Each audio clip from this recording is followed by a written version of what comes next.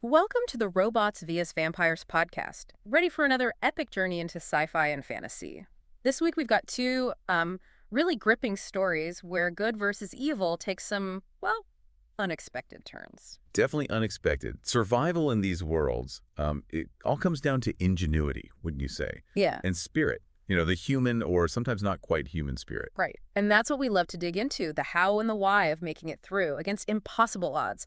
Whether it's an ancient empire facing conquistadors or a future world buried in ice, we're going to see what it takes to survive. And maybe, just maybe, find out what it means to really fight back. So listeners, get ready for a wild ride. If you love unexpected twists and deep dives into the heart of good versus evil, this is the place to be. Don't forget to rate and follow the show. Absolutely. We've got a lot to uncover. Okay, let's get to it. First up, Sun and Spear.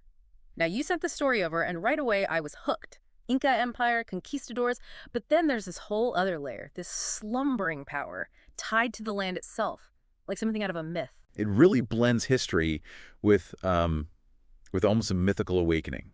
And at the center of it all, there's Viracocha. He's this young man, an outcast, and it starts with his birth. Yeah, talk about an entrance, a solar flare, pale skin in the heart of the Inca Empire, and then this unnatural warmth surrounding him. No wonder people called him cursed. It's like he was touched by something beyond their understanding, something powerful. And even though he had royal blood, that fear, that sense of otherness, it led to his exile. But you're right, he wasn't just cast out completely. There's this tension. Like, they couldn't completely ignore him. Like, maybe deep down they knew there was something more to him than just a curse. Exactly. It makes you think about prophecy and superstition, especially in a society under so much pressure. They were facing invasion, disease. Maybe they were looking for any sign of hope or maybe even a reason for their misfortune. Right. And the thing is, this curse, it wasn't just in their heads, it was real. He could soothe fevers with a touch, start fires, and come on, that's not just some random outcast stuff. It's almost like a hidden power, right? Yeah. Something they saw as a negative, but maybe it was something else entirely, something powerful. Like a key to something bigger. And it's through these dreams, these memories, that he starts to understand it all. But they're not the usual visions from Inti, their sun god. These are, well, they're more like echoes of the past, ancient cities, lost powers. He's drawn to them, guided by these whispers of a forgotten past. And it takes him away from everything he knows, from the Inca Empire itself. Like he's meant to rediscover something his people have lost. And I gotta say, this whole idea of a connection to ancestors, it's a powerful one, especially when their world is being ripped apart. It's like reaching back to a time before the current crisis, to their roots. Maybe, just maybe, finding answers there. Viracocha's journey becomes this search for lost knowledge, and that knowledge, well, the invaders have no idea it even exists. And these lost cities, they aren't just ruins, there's something there. In the temples, he finds these carvings, ancient carvings, covered in moss. But when he touches them, They come alive, literally ignite, and they reveal a map only he can see. It's as if he's the key to unlocking their secrets. like he's meant to be there, destined to find it. But what he discovers, it isn't gold. Which is kind of ironic, right? The conquistadors are tearing their world apart for gold, and Viracocha finds crystal, spun sunlight. A source of energy, a power they'd forgotten. They didn't just worship the sun, they knew how to harness its power. That's right, and that changes everything. The conquistadors have their steel, their gunpowder, their metal gods, as the text calls them. But this is a different kind of power, something they can't even comprehend. And in this moment, Viracocha, he steps up. He channels his own inner fire, focuses it into the crystal, and it becomes a weapon, a lance of pure light. He goes from outcast to warrior, wielding the power of the sun itself. What a transformation. He embodies hope for his people. Not necessarily victory, but the will to fight back, to resist. And when he faces that first patrol of conquistadors, it's clear this isn't just any weapon. It melts their swords, shatters their cross. Not just a physical attack, but a challenge to their beliefs, to their symbols of power. But the story doesn't shy away from the truth. The Inca Empire, it falls. But because of Viracocha, because of what he did, the spirit of resistance, that never died. His actions sparked something, a refusal to be completely defeated, to give up their identity, their culture. In Viracocha, his role changes. He's not a healer anymore. He's a teacher. He teaches them how to survive, how to fight back, how to forge weapons from the bones of their temples. A symbol of defiance, burning bright against the dying light of their empire. Wow. What a powerful image. It really makes you think about what it means to resist, even when the odds are stacked against you.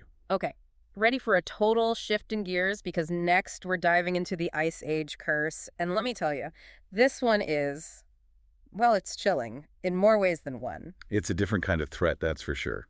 Instead of invaders, it's a sudden, brutal ice age. And the only sanctuary, a tiny sliver of tropical warmth at the equator. And it all happens so fast. No time to prepare, no warning, just boom, ice. And as if that wasn't bad enough, there are these creatures, ice creatures. Right, not just the cold, but these things. Mm-hmm. Lurking in the frozen wasteland adds a whole other level of danger to the fight for survival. Yeah. So we're thrown into this frozen chaos with Dave. He's a meteorologist. And the ironic thing, he predicted this slow, creeping cold. But nobody listened. Classic disaster stories set up. The warnings ignored. But now he's desperately trying to warn everyone, using whatever he can, even social media. Panic tweets about ice monsters and this last-ditch sanctuary. You gotta wonder, what role would social media really play in a global catastrophe? It's a double-edged sword. A way to spread information fast, but also to spread fear and misinformation. True. Then we meet Sarah. She's a pizza delivery driver. But this is no ordinary pizza delivery. She's facing blizzards, half-buried roads. Oh, and did I mention the lovesick walrus ice monster with icicle teeth? Okay, that's definitely not in the usual job description. Yeah. But something tells me Sarah's got the skills to handle it. I mean, think about it. Pizza delivery. You got to be resourceful, quick on your feet, and definitely not afraid of a little bad weather. Yeah, she's tough. But when these two, Dave and Sarah, they connect through a stolen CB radio, it's clear they both need something from each other. Dave's got the data, Sarah's got the street smarts. A team formed out of pure necessity. And using a CB radio, of all things, it really shows how much the world has changed. Technology's probably failing left and right. So they're back to basics, relying on whatever they can find. Back to basics, I like that. But then things get even more interesting. Enter Granny. She's got this look, like she could freeze magma with a glare. Oh, yeah. Granny doesn't mess around. And she's not just tough, she's got this wisdom, a different kind of knowledge. Right. Like when she predicts the weather based on her arthritis, it turns out to be more accurate than all of Dave's fancy data. Exactly. Yeah. Shows how sometimes book smarts aren't enough. Experience matters. And then there's the fact that she's hauling around all these plants. Potted plants. In the middle of an ice age. It's like a tiny rebellion against the frozen wasteland. It's like she's saying, life finds a way. And she doesn't just carry them around. Remember that scene with the tentacled ice monster? The one with the frostbite claws? How could I forget? Granny versus the monster. Yeah. And her weapon of choice. Prickly pear cacti. Desert Survival 101, she says. It's hilarious, but also kind of brilliant. You never know what knowledge will come in handy. Exactly. You got to be adaptable. Think outside the box. But even with Granny's cacti and their combined know-how, things get rough. Dave starts losing hope. The cold, the monsters, it's just relentless. But Granny, she doesn't let him quit. She keeps pushing them all forward. That's the thing about survival. It takes more than just physical strength. You got to have the will, the mental toughness to keep going when everything seems hopeless. And they do keep going. And finally, they find it. The sanctuary. A shimmer of green in the middle of all that white. Plants. Buildings with solar panels. Some people actually planned ahead. And the first thing Sarah says when they arrive, who wants pizza? That's Sarah for you. Always thinking about the important things. Even when the world is ending, she's still got that the down-to-earth spirit. But just when they think they're safe, Dave notices something. Cracks in the ice. Growing bigger. The sanctuary itself isn't safe. It's like the world is still shifting, still changing. No easy answers. Even when they find a haven, there's no guarantee. It's a reminder that survival is a process, a constant adaptation to whatever the world throws at you. So what do? They keep fighting. Granny wants to share what they've learned, teach others how to survive, how to grow food in this new world. Spreading the knowledge. It's about more than just their own survival now. It's about everyone's. And Sarah. She's ready to take on a new kind of delivery route. Longer. More dangerous. But hey, someone's got to do it. That's our Sarah. Always delivering. Literally. And as for Dave, his final act is to send out a message. A desperate plea over the radio. Fight back, he says. Plant back. And watch out for those ice walruses. What a way to end it. It's a message of hope, of defiance.